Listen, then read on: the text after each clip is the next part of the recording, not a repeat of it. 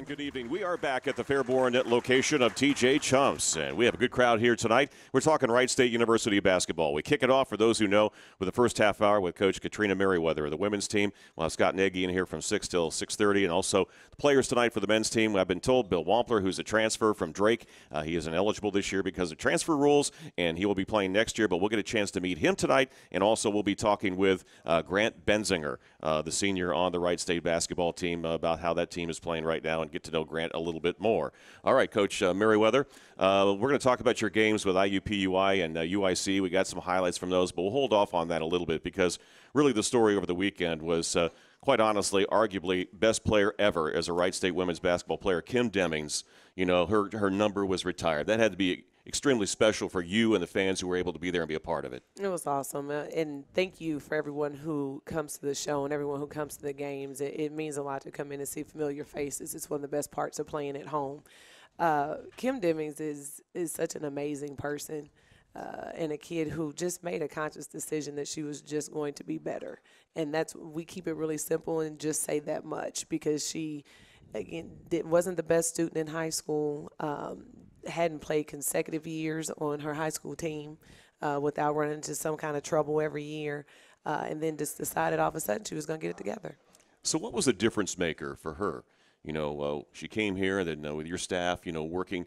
What was the difference? What really clicked in for her? Because like you said, it was difficult for her early on and then through high school, whatever. But, boy, you saw her play, and she could play with the guys. I mean, she was that good. There's no question. And Mike and I both would not be telling the truth if we told you we thought this was going to be the result, that she'd be retiring her jersey, because we knew she was good, knew she was really athletic, knew that she played really hard. And I think that was what was attractive about her. But this is a kid that never went left, because no one could stop her going right. A kid that shot a bunch of layups in high school because no one could keep her in front. So we didn't really know how well she could shoot the three. We just knew she was super athletic, and that was Mike's style, was to get someone as fast as we can, put the ball in their hand, and let them shoot it a whole bunch. So we lucked up a little bit. Well, you talk about a cornerstone for somebody and getting the program even higher. You know, this is the type of player who was able to do that. There's no doubt about that. And I think that very first group with her and Abby Jump and Bree Stuckey, that group really believed in what Mike was telling them we were trying to do at Wright State, because there was no proof there. You know, when your first signing class, you don't have anything to say, this is what we're going to do. This is how successful we're going to be. And so that is just our group that believed. And I think he did a great job putting them together. What was it like for Kim? I know you probably talked about her even before it happened. You know, she knew beforehand, but actually there in the crowd, you know, you see her number retired. You know, what is going through her mind? Did you have a chance to talk to her beforehand? Oh, yeah, of course. Well, we tried to keep it from her for the longest. But by the time the hoopla started to happen, people wanted to write articles and, you know, an interviewer, which needed to. And then on the second hand, you think, well, we need to tell people so as many people can come as possible. So it stayed a secret for a little bit. And to be honest, she didn't want it done right now. Really? Yeah. She said, well, can't we just come back and do it when I'm older?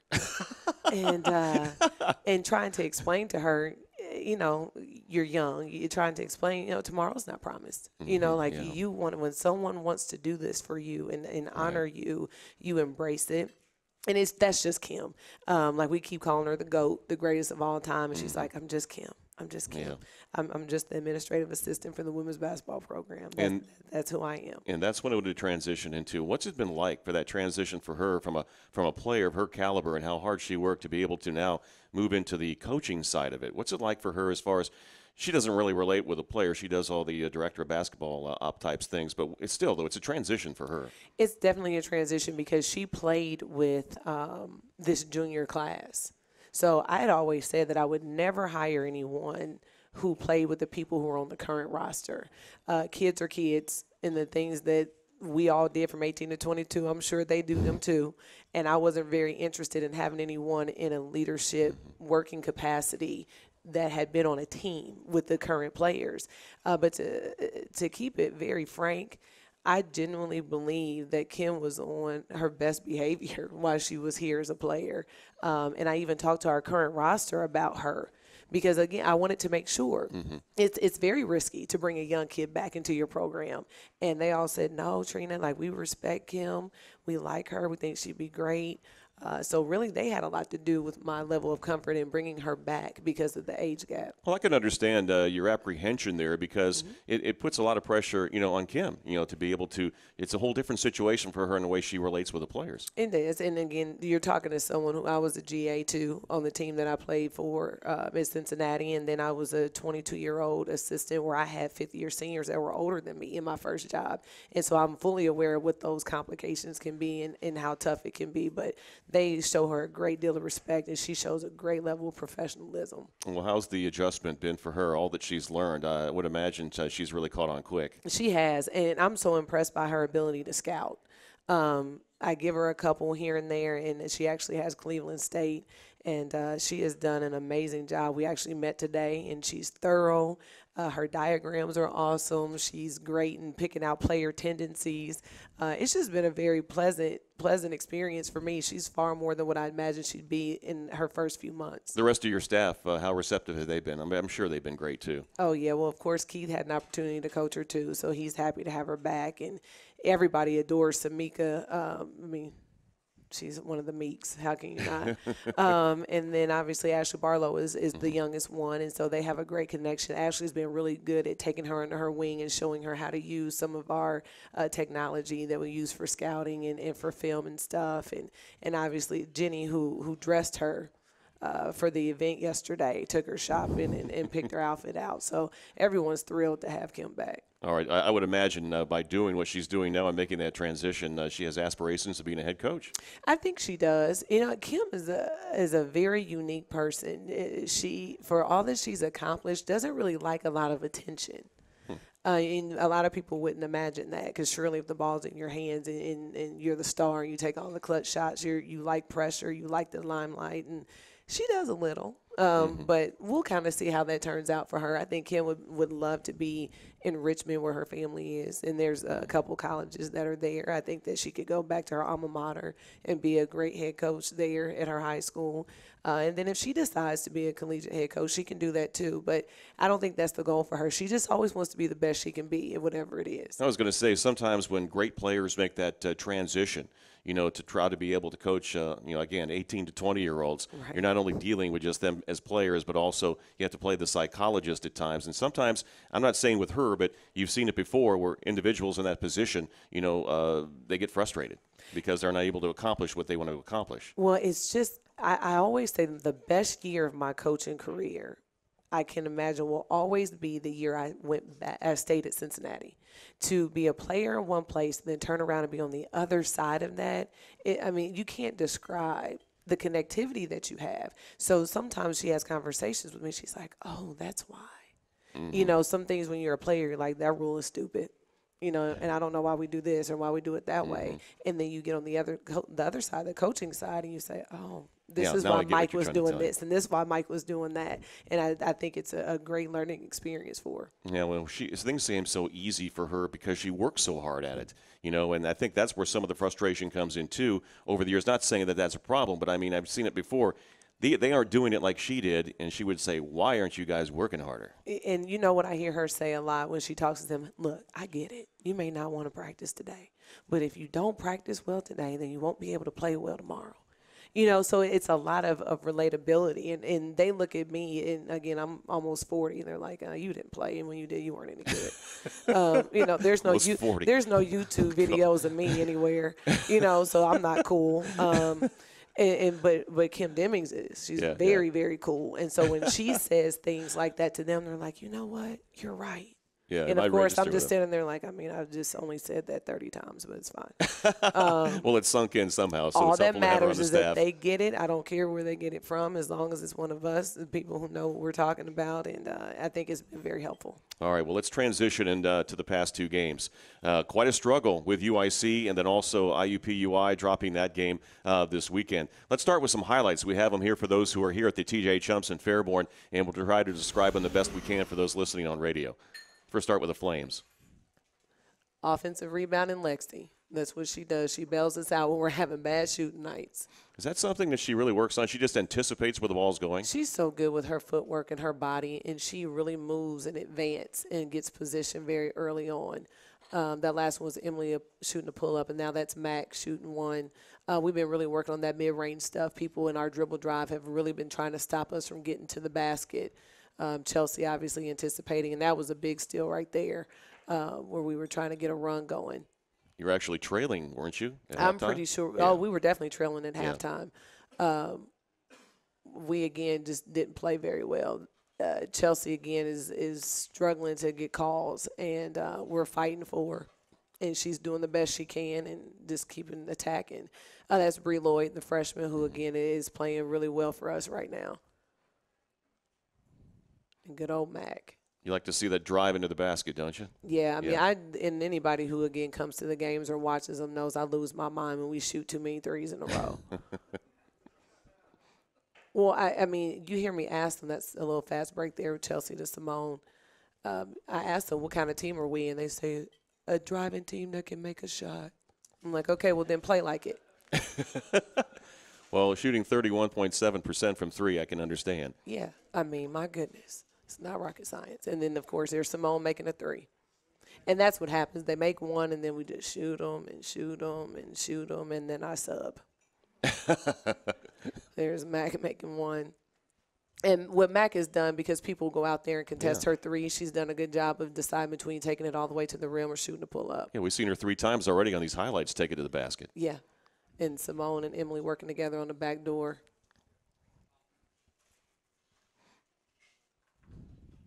How much input did you have on these highlights? We're not seeing many threes. Well, yeah. And I get it. There's Chelsea going to work. Again, there's just a lot of contact in that kid when she scores.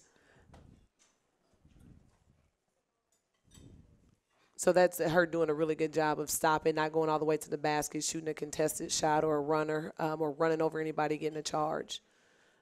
Again, they left Mac open in transition, and Chelsea saw her. She's responsible for so many things, not just scoring points, but the assists. Jaleese Beck came off the bench 4 minutes and got us some shots, scored 4 points. This is IUPUI we're talking about now. You're playing up against. Yep. And Jaleese is from Indy, so, again, I'm sure that was a little personal for her. Still taking it to the basket. Yeah. With the left hand, though, from the right side. You'd like to see them use both hands? Oh, not Bree Lloyd. She's 100% left. It'll never happen. And that's okay. It goes in a lot. So that's all that matters. Yeah. This is the run. Again, Emily has started off pretty slow in the first half and then came through in the second. Of course, that's our out-of-bounds play, and Simone was pretty excited there. Tyler Frierson looking like Taylor Stanton to me right there for a second. Again, I really want to play her more, and I think that the more she continues to get in shape, the easier that'll be for us. This is that run that we were making. Emily makes 2 big threes. There's one of them right there. Wide open in the corner. Yeah. Well, there you go. You came up with a tough loss with IUPUI, then came back to beat UIC, and you said before the season that this conference is really, really tough with the addition of IUPUI, and you've already seen that. So it's going to be a pretty good race all the way to the end and all the way to Little Caesars Arena in the tournament coming up in March. It will be. Again, I knew IUPUI was good because we recruit there so much. I'm familiar with those players. And Macy Williams, their 5 player, who was 6 for 8, I think she had 13 or 14 points, shoots 70% from the field. And although she's a freshman, she's every inch of 6'2", and that always gives Lexi a little bit of a problem when we run into people who are significantly bigger than her. But again, Lexi always holds her own, and we just have to shoot better. There's times that we take shots without reversal, so the defense is still set. And we have such an emotional team that when they're feeling it, like I know shots are about to start flying everywhere. And because we have those moments where we shoot and make those shots a lot, especially in transition, I have to make a decision whether to pull them back or to let them keep going. And sometimes it works out and sometimes it doesn't. But you see there's no defensive highlights on there. Oh, no, I'm sure that's something that you might want to talk about a little bit, and you probably already expressed that to your players. But you hear it over the years. They say you learn from losses.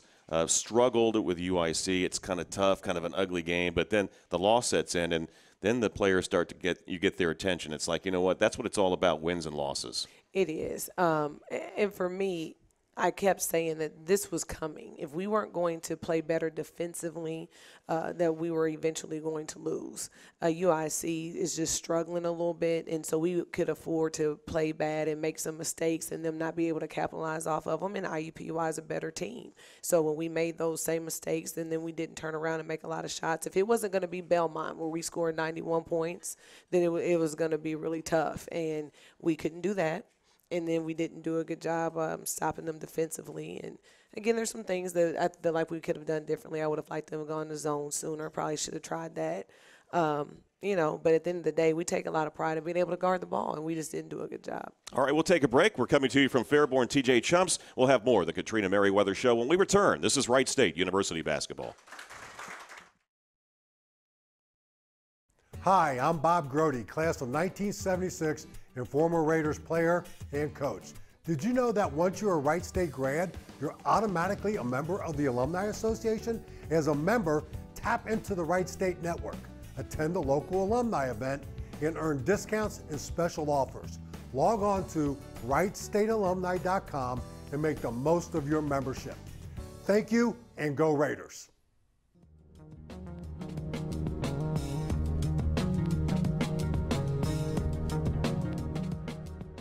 We are back at TJ Chumps in Fairborn, along with Coach Merriweather, talking about Wright State women's basketball, splitting this past weekend, losing to IUPUI at home, and close one, and also winning a close game over at UIC. The team right now 15-5, 6-2 in league play right now into third place. 7-2 at home is the record. 6-2 away. Your team has played very good away from home this year. Which question I have, we talked before the show tonight, has to do. You hear it all the time in sports, in college sports that is, and that's the freshmen hitting the wall. Explain what that is, if that is actually anything.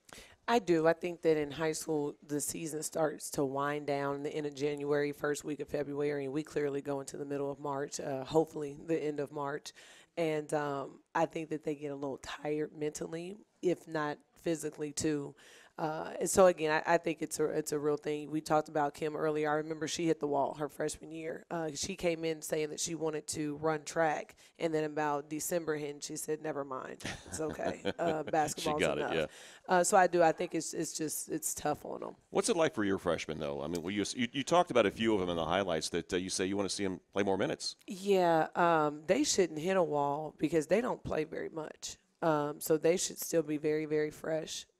Bree Lloyd, to me, is hitting a stride for us, who has solidified her place in the rotation for me. She shoots the ball well. She attacks well. She communicates defensively. She still makes some freshman mistakes here and there, turns the ball over a little bit when I don't want her to. But I do think that she's a really good player and is going to continue to grow. Tyler Frierson, post players to me come along a little slower. And I think that she has some offensive potential, and as long as she keeps pushing, she'll be better. Nia Sumter found minutes really, really early when Lexi was hurt. And to be honest, she's just not a 5 player. It was playing out of position. So I've kind of got Lexi and Tyler there. But I try to find her minutes when I can. And then Kiana Adderton has a lot of offensive potential but struggles a little bit defensively. Are they able to find more time in games because of their practice habits and what you're seeing in practice? For me, it is. Again, with Bree Lloyd, she hits shots in practice. So it gives me a lot of confidence to then put her in the game and see if she can knock down a couple. Tyler, again, we run set plays. If you throw it to her in the post, I feel pretty good that she can finish a layup, which we saw in the highlights. And again, Kiana Adderton's a really good shooter, and she struggled a little bit, but when you put her in the game, she can get about 3 shots up in 4 minutes. Well, that leads us to defense. Or in your case, how are they catching on defensively? Well, the whole team, in fact. Yeah. Not where you want it to be right now. No, lack thereof would be about the explanation. And again, it's not from a lack of trying. Right, it's right. really not. It's when you have a defensive philosophy where you pressure the ball and you have to be what we call up the line and on the help line. And some of these kids have played zone in high school. Some of them, again, were put on the worst player on the other team. Because their high school coaches didn't want them to get in foul trouble. So they don't really get challenged defensively a lot. Not to mention, if you go watch a high school game, they let them touch. As soon as you touch twice, it's a foul in college. So, it's this is an adjustment, I think. Well, it's also a game-by-game adjustment because officials interpret fouls a little differently. And I'm just saying consistently. You're looking for consistent calls, but players have to adjust to what's being called in that game. Anyone who comes to our games is seeing me smile because me and those refs here lately haven't really gotten along very well. Did you get any recordings of Coach Bradbury? And maybe you could play it on the video board, maybe? Get their attention? They'd stop complaining about me if they would just remember a couple years ago how he would stomp up and down that sideline. But, again, I walk in believing everybody does the best they can. But right. it is very inconsistent from crew to crew from time to time. And the players have to adjust to that. They do. And, again, you can't control them, which is what we talk about. You control the controllables, and that's just us. You don't worry about anything else. And I definitely don't let them worry about them. Like, I try to take that off their plate some. And, as long as they see me fighting over there for them, I think it's easier for them to play. But back to the defensive situation right now, could a lot of it be, I know it's probably a few things, but communication. That's always one big thing, to be able to communicate with your teammates. I think when you put in different game plans, again, we have a 5'10" 5 player, so we have to do things differently based on who we play sometimes. And then when you put Tyler Frierson in the game, who's 6'4", well, that's different than having 5'10" Lexi out there. Like Tyler, we can't switch her on to guards and her stay in front of them. So I think that it has a lot to do with communication, the balance of trying not to wear them out in practice, making sure we're fresh for games, but making sure we're getting enough reps that we still are, where we need to be. And, again, it's not from a lack of trying. Yeah, we just got to figure it out. Well, you got some time to figure it out before the next games against Youngstown and Cleveland State. Stay with us. We'll take our final break and be back with more of the Katrina Merriweather Show here from TJ Chumps in Fairborn. This is Wright State University basketball. What does it mean to be a pioneer, reaching your full potential? It means being bold. No, bigger than bold, monumental. Where would we be if we ceased at the first "you can't do that"? How would we advance if we stopped in our tracks every time we heard "hey you, move back"? We develop thick skin when opposition wishes we'd stay soft. Against resistance, our persistence will pay off. At Wright State, our goal remains central. We are the pioneers of potential.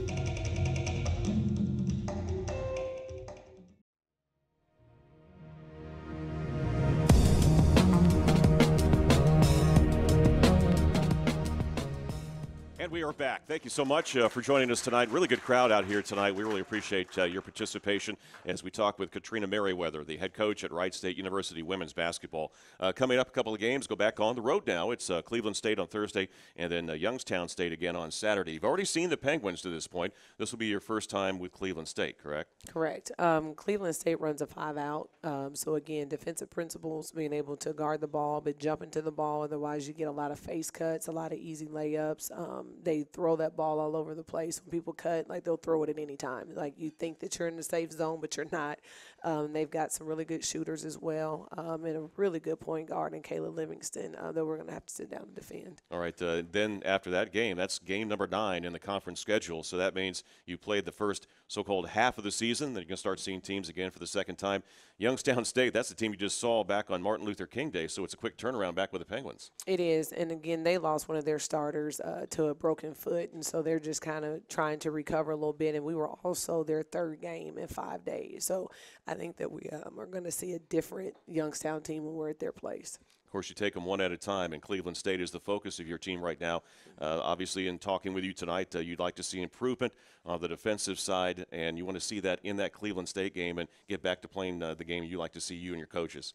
I do. And, again, we have some really good possessions where we're really locked in and everyone kind of does their job. But defense is so much about being a unit. If one person doesn't box out, if one person doesn't jump to the ball, like it disrupts everything. So, again, we'll keep working on it, and not to take away the fact that I sub a lot more than I did a year ago.